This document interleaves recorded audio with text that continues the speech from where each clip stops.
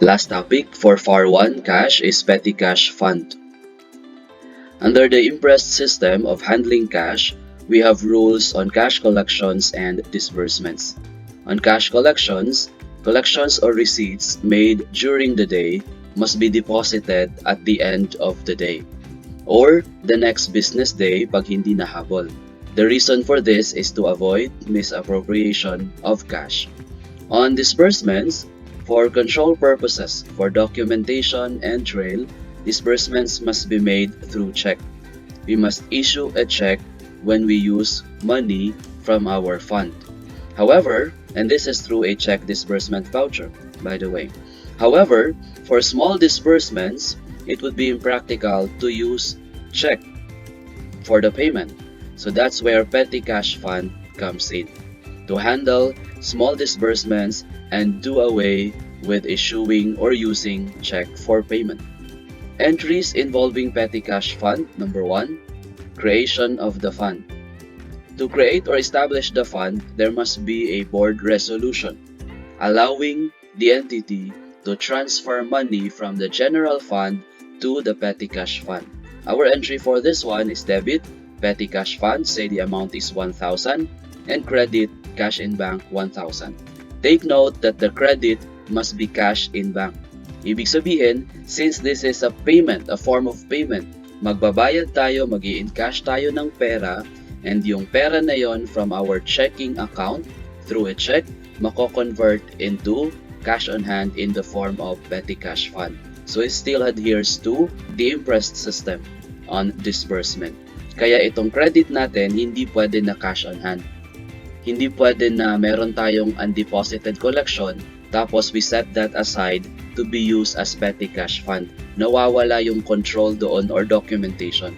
Kailangan mag-issue ng check, that's why we have to credit cash in bank for the creation of the fund. Number 2, payments or disbursements out of the fund. Ginamit na natin yung petty cash fund. For payments, we do not make journal entry. We only have the petty cash voucher signed. Pipirmahan ng mga taong tumanggap nung bayad. Walang journal entry in our books, but those people receiving the money or the fund must sign the petty cash voucher as our documentation. So kahit walang check or use of the check disbursement voucher, we still have our documentation in the form of a signed petty cash voucher. For example, gumastos tayo ng 950 pambili ng supplies. So expectedly, ang matitira sa ating petty cash fund ay 50. 1,000 minus 950. Again, no journal entry upon payments. Number 3, replenishment of the petty cash fund. This is done to restore the fund to its original size. Para ibalik, kasi nga konti na lang yung pondong natira dahil nagamit. To replenish means to bring it back to 1,000. So we do this when the fund goes low. For example, on replenishment, ang supplies na ginastosan natin kanina for 950, may natirang hindi nagamit na 50, at ang pera na expected natin na matira kanina ay 50, ang actual na natira 40. While no entry is made on payment out of the fund, on replenishment, gagawa na tayo ng entry. So we will be debiting supplies expense only for 900 kasi yung 950 natin na ginastos, may 50 na natira. So ang used portion of the supplies is 900, debit for the unused portion, so supplies, that's our asset, 50, and credit, cash in bank for the replenishment check. Gagastos tayo, gagamit naman tayo ng check disbursement voucher para mabuo ulit yung fund and restore it to its size. Hindi pwedeng cash on hand. So we will credit cash in bank. Ang tanong, how much is the replenishment check? Ang sagot, since our goal is to restore the fund to size, ang natira na lang 40. The goal is to make it 1,000. Therefore, gagastos tayo ng 960. Para sa exam, kung ang tanong lang naman replenishment check, ang ating technique ay SICO. What's SICO? Size of the fund, which is 1,000, minus the actual cash on hand. That's our CO. The actual cash on hand is 40. Therefore, our replenishment check is 960. Meron tayong 10 hanging debit, we debit it to cash short or over. If it's debit, so pwede itong maging shortage kasi nasa debit side. Anong gagawin natin dyan sa cash short or over na account? That's actually a temporary account. By temporary, we mean we are going to close that account to another debit account after natin mahanap or ma-account kung ano ang totoong dahilan ng shortage.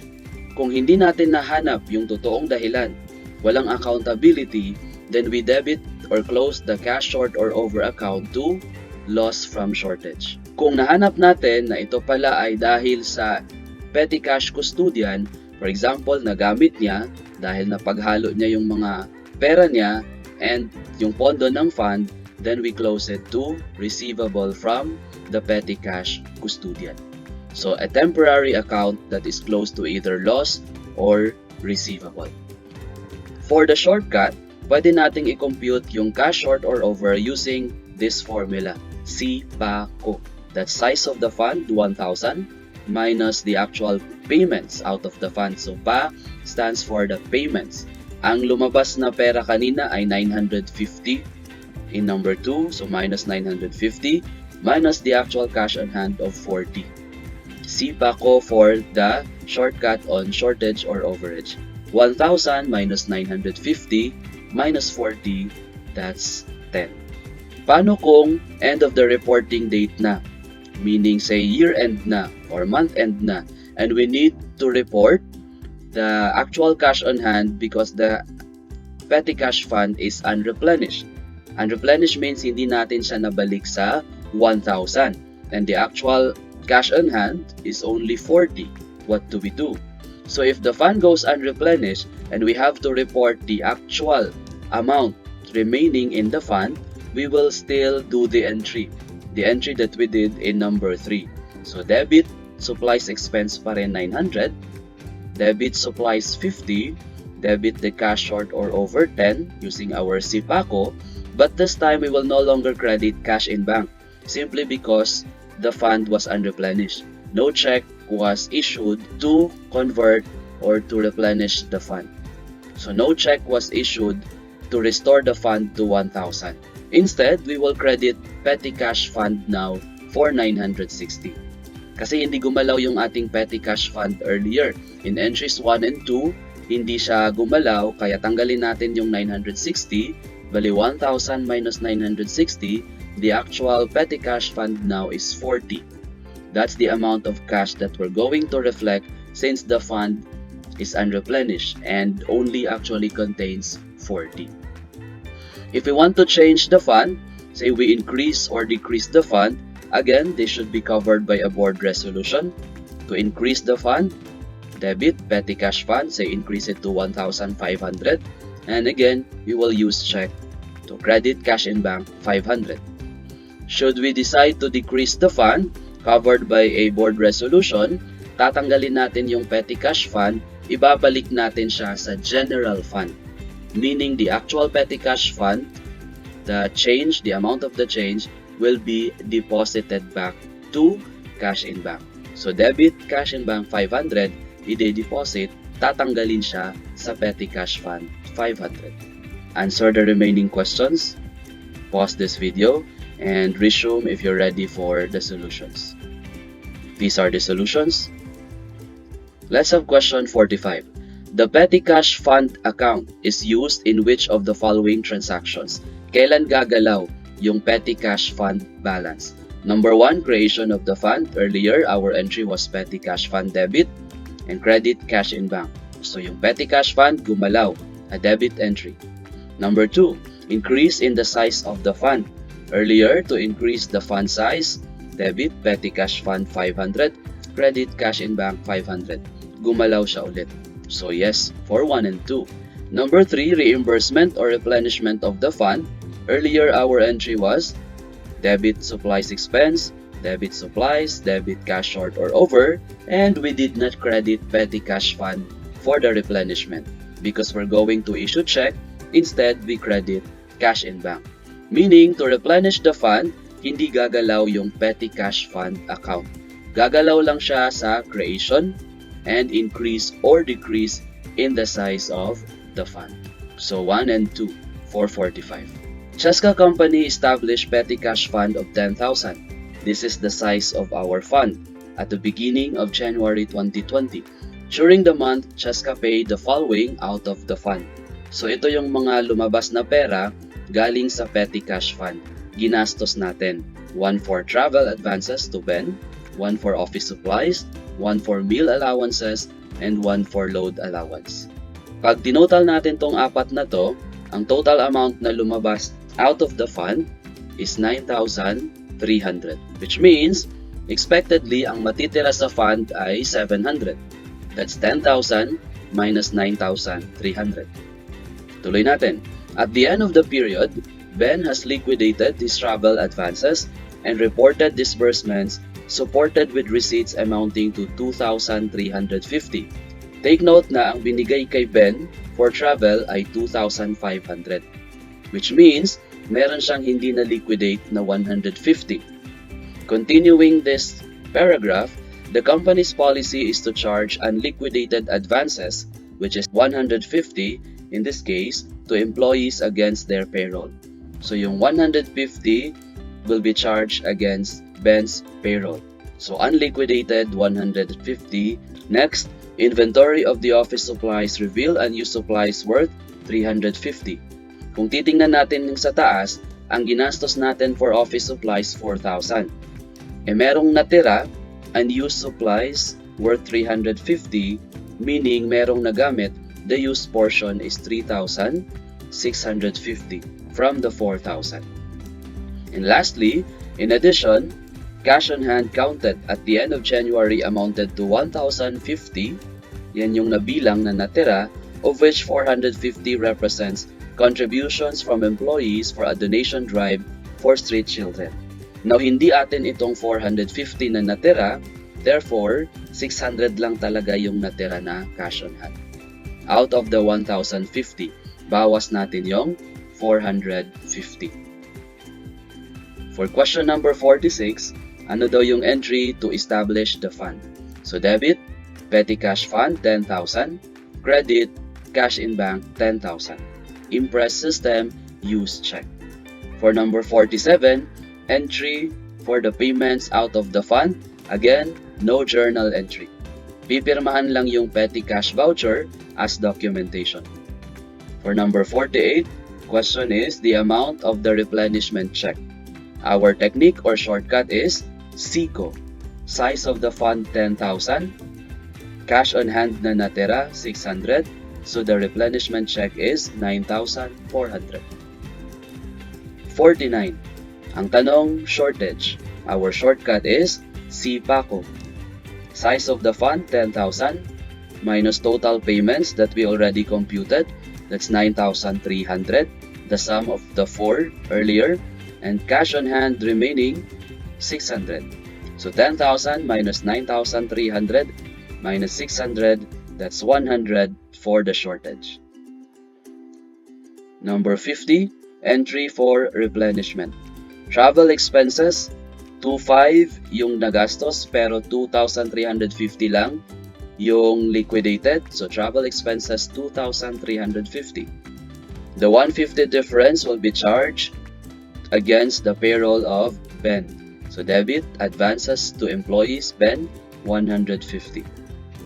For the office supplies, we spent 4,000 pero may natira na 350. So office supplies expense 3,650 debit. Office supplies as asset, the remaining unused portion 350. Now for the other expenses, meal expenses and utilities expenses, no other data were given, so we will assume that all of those were used or utilized. Meal expenses 1,700, utilities expenses 1,100.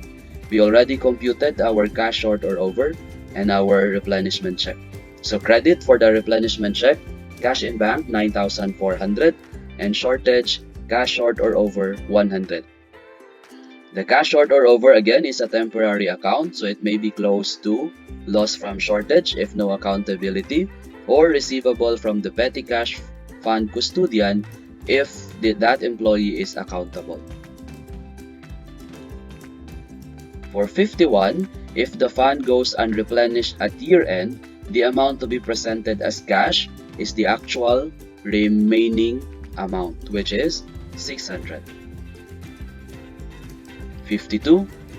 Easy Company reported petty cash fund comprising the following. Ang tanong, magkano yung amount reported as petty cash fund? Petty cash fund, if we look at the given, the actual coins and currency, 3,300. Itong 1.8 and 1.2, these are vouchers, not cash. Manager's check, this should be cash. However, it's returned by the bank marked NSF. So this will remain as, dahil NSF, receivable, not cash. The 2,700 is a check drawn by the company, Easy Company, to the order of the petty cash fund custodian. This means that this is a replenishment check na hindi pa na in cash or na convert to coins and bills by the reporting date. But still, this represents cash, the unconverted amount. So ang cash dito, 3,300 coins and currency remaining and the replenishment check of 27. That's 6,000. Letter C. For questions 53 and 54, please answer. And the answers are 53C, 54 boy. 55, our last question.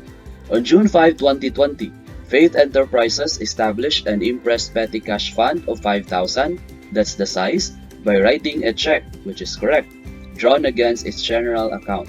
On June 30, the fund contained the following. Diretso tayo sa baba. On December 31, the company wrote a check to replenish the fund. How much was the check?